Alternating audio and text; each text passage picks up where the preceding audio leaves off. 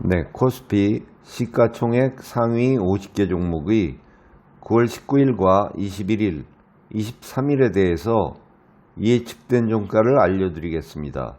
이번 주 상승 예측 종목은 현대모비스와 삼성전기, 그리고 SK바이오팜이고요.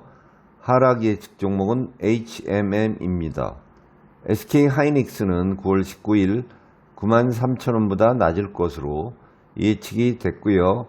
현대모비스는 9월 23일 21만 7천원보다 높을 것으로 예측이 됐습니다. LG생활건강은 9월 23일 67만 6천원보다 높을 것으로 예측이 됐고요. HMM은 9월 21일 2만원보다 낮을 것으로 예측이 됐습니다. 삼성전기는 9월 21일 13만 7,500원보다 높을 것으로 예측이 됐고요. 포스코케미칼은 9월 21일 16만 9천원보다 높을 것으로 예측이 됐습니다. S-오일은 9월 21일 9만 7,100원보다 낮을 것으로 예측이 됐고요.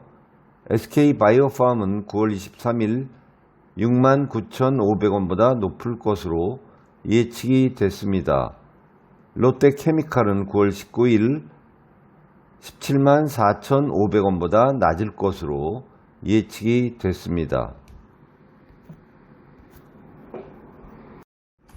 다음으로 코스닥 시가총액 상위 50개 종목의 9월 19일과 21일, 23일에 대해서 예측된 종가를 알려드리겠습니다. 이번 주 상승 예측 종목은 리노공업과 시젠이고요.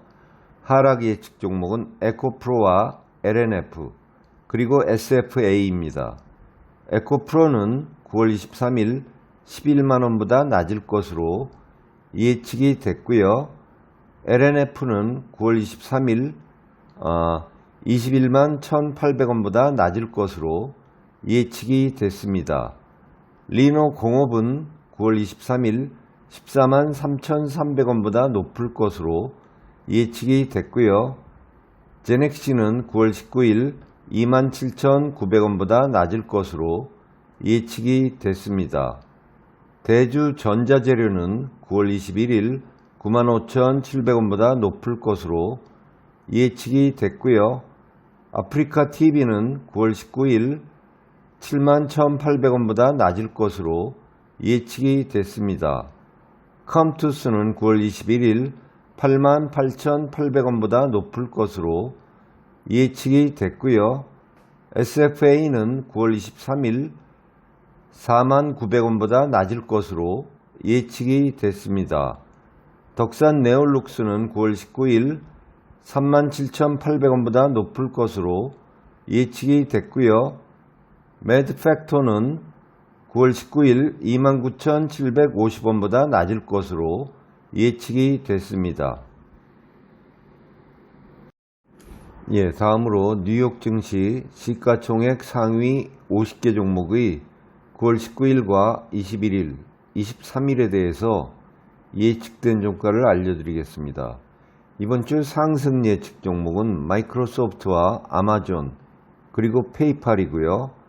하락 예측 종목은 테슬라와 넷플릭스입니다. 마이크로소프트는 9월 21일 266.65달러보다 높을 것으로 예측이 됐고요. 아마존은 9월 21일 136.45달러보다 높을 것으로 예측이 됐습니다. 엔비디아는 9월 19일 131.28달러보다 낮을 것으로 예측이 됐고요.